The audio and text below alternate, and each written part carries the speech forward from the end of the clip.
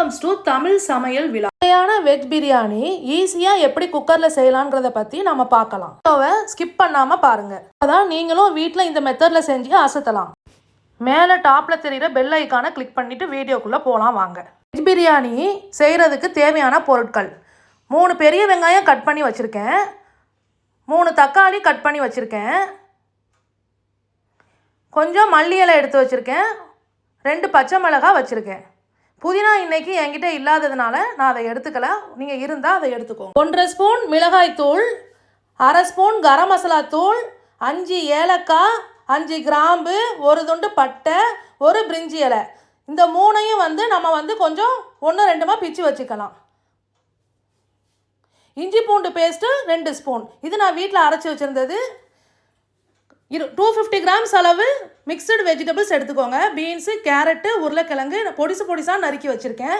ஏன்னா சின்ன சின்ன பீஸாக இருந்துச்சுன்னா நம்ம சீக்கிரமாக குக் ஆகிடும். பட்டாணி 2 பாக்கெட் எடுத்து வச்சுருக்கேன். 1 கப் அளவு அரிசி எடுத்து வச்சுருக்கேன். நம்ம எந்த கப்பில் அளக்குறோமோ அதே அளவுக்கு 2 மடங்கு தண்ணி ஊற்றணும். இப்போ இந்த அரிசியை நம்ம ஊற வச்சுக்கலாம் களைஞ்சி.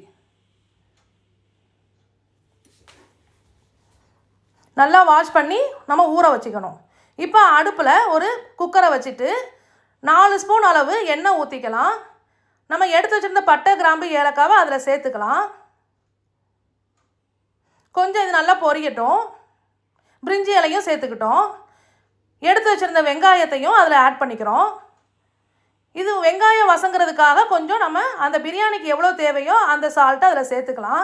பாருங்கள், நல்லா வெங்காயம் வசங்கிடுச்சு. இப்போ நம்ம எடுத்து வச்சுருந்த இஞ்சி பூண்டு பேஸ்ட்டையும் சேர்த்து அதோட தான் நம்ம மிக்ஸ் பண்ணிக்கலாம். இந்த இஞ்சி பூண்டு பேஸ்ட்டோட ராஸ்மெல் போகிற வரைக்கும் நல்லா வசக்கிக்கோங்க. இப்போ இந்த ஸ்டேஜில் நம்ம தக்காளியை ஆட் பண்ணிக்கலாம்.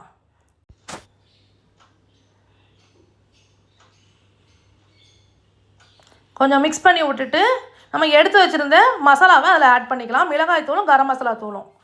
இப்போ இதை நல்லா நம்ம இன்னொரு டைம் மிக்ஸ் பண்ணி விட்டுக்கலாம். இப்போ இந்த ஸ்டேஜில் நம்ம எடுத்து வச்சுருந்த பச்சை மிளகாய், மல்லி இலை ஆட் பண்ணிக்கிறோம். புதினா என்கிட்ட இல்லை, புதினா நீங்கள் இருந்தால் புதினாவையும் இந்த ஸ்டேஜில் நீங்கள் ஆட் பண்ணிக்கோங்க. எல்லாத்தையும் நல்லா நம்ம 1 டைம்ஸ் மிக்ஸ் பண்ணிக்கலாம். இப்போ இந்த தக்காளி வேகிறதுக்காக கொஞ்சம் மூடி போட்டு ஒரு 2 நிமிஷம் குக் பண்ணிக்கலாம். பாருங்கள், இப்போ நல்லா அந்த மசாலா எல்லாமே நல்லா வெந்துருச்சு. இப்போ இந்த ஸ்டேஜில் நம்ம கட் பண்ணி வச்சுருந்த வெஜிடபிள்ஸ் எல்லாத்தையுமே இதில் நம்ம சேர்த்துக்கலாம்.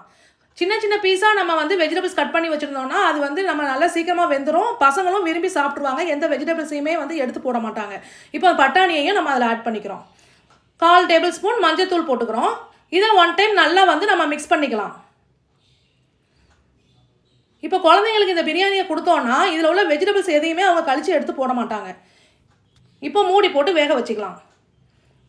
பாருங்கள், இது நல்லா வெந்துருச்சு. ஒரு 5 நிமிஷம் நம்ம குக்கரில் போட்டு நம்ம மூடி போட்டு வேக வச்சதுனால சீக்கிரமாகவே இந்த வெஜிடபிள்ஸ் எல்லாமே வெந்துருச்சு. ஏன்னா சின்ன சின்ன பீஸாக வெட்டி வச்சுருந்ததுனால. இப்போ இதை நல்லா நம்ம மிக்ஸ் பண்ணி விட்டுட்டோம். இப்போ இந்த ஸ்டேஜில் நம்ம எந்த கப்பில் அரிசி அளந்தோமோ அதுக்கு 2 மடங்கு தண்ணி நம்ம இதில் ஊற்றணும். 1 கப் அளவு அரிசி எடுத்துருந்தீங்கன்னா 2 கப் அளவு தண்ணி ஊற்றிக்கோங்க. இன்றைக்கி நான் 1/2 kg அளவுக்கு அந்த கப்பில் அளந்து வச்சுருந்தேன். அதனால் அந்த கப்பிலையே 2 மடங்கு தண்ணி நான் ஊற்றிக்கிட்டேன். இப்போ நல்லா மிக்ஸ் பண்ணி மூடி போட்டுருங்க. இப்போ கொதி வந்துருச்சு. இந்த ஸ்டேஜில் நம்ம எடுத்து வச்சுருந்த அரிசியை அதில் ஆட் பண்ணிடலாம். அரிசியை நல்லா தண்ணி வடிய வச்சு எடுத்து வச்சுக்கோங்க. அதை நம்ம இப்போ அதில் ஆட் பண்ணுறோம். ஆட் பண்ணிவிட்டு நல்லா 1 டைம்ஸ் அதை மிக்ஸ் பண்ணி குக்கர் மூடி அதில் லாக் பண்ணிவிட்டு விசில் போட்டுருங்க. ஒரு விசில் போடுங்க, அதுவே போதுமானது. அந்த விசில் வந்ததுக்கப்புறம் நம்ம குக்கரை இறக்கி வச்சுட்டு கொஞ்சம் அந்த ப்ரெஷரை கொஞ்சம் லேஸாக ரிலீஸ் பண்ணி விட்டுக்கோங்க. இந்த ஸ்டெப்பை நீங்கள் செய்யலைன்னா சாப்பாடு நமக்கு கொஞ்சம் குழஞ்ச மாதிரி ஆகிடும். ப்ரெஷரை ரிலீஸ் பண்ணி விட்டுட்டு ஒரு 5 நிமிஷம் நம்ம அப்படியே அந்த குக்கரோடையே அந்த பிரியாணியை வச்சிடணும். இந்த மெத்தடில் நீங்கள் வெஜ் பிரியாணி பண்ணினீங்கன்னா வெஜ் பிரியாணி உதிரியாக இருக்கும். ஒன்றோட ஒன்று ரைஸ் ஒட்டாது, டேஸ்ட்டாகவும் இருக்கும். இந்த மெத்தடில் நீங்கள் வீட்டில் எல்லாருமே செஞ்சு பாருங்கள். இப்போ குக்கரை ஓப்பன் பண்ணி பார்க்கலாம். பாருங்கள், வெஜ் பிரியாணி ரெடி. கடைசியாக 4 ஸ்பூன் நெய்யோட 10 முந்திரி சேர்த்து வறுத்து இதில் ஆட் பண்ணிக்கோங்க. யாரும் என்னோட சேனலை சப்ஸ்கிரைப் பண்ணாதவங்க சப்ஸ்கிரைப் பண்ணுங்கள், லைக் பண்ணுங்கள், ஃப்ரெண்ட்ஸ் அண்ட் ஃபேமிலிக்கு ஷேர் பண்ணுங்கள். அப்போ தான் நான் போடுற வீடியோஸ் எல்லாமே உங்கள் நோட்டிஃபிகேஷனில் அப்பப்போ ரீச் ஆகும். மீண்டும் ஒரு நல்ல ஒரு ரெசிபியோட உங்களை நான் சந்திக்கிறேன். Thank you friends. Miss you all.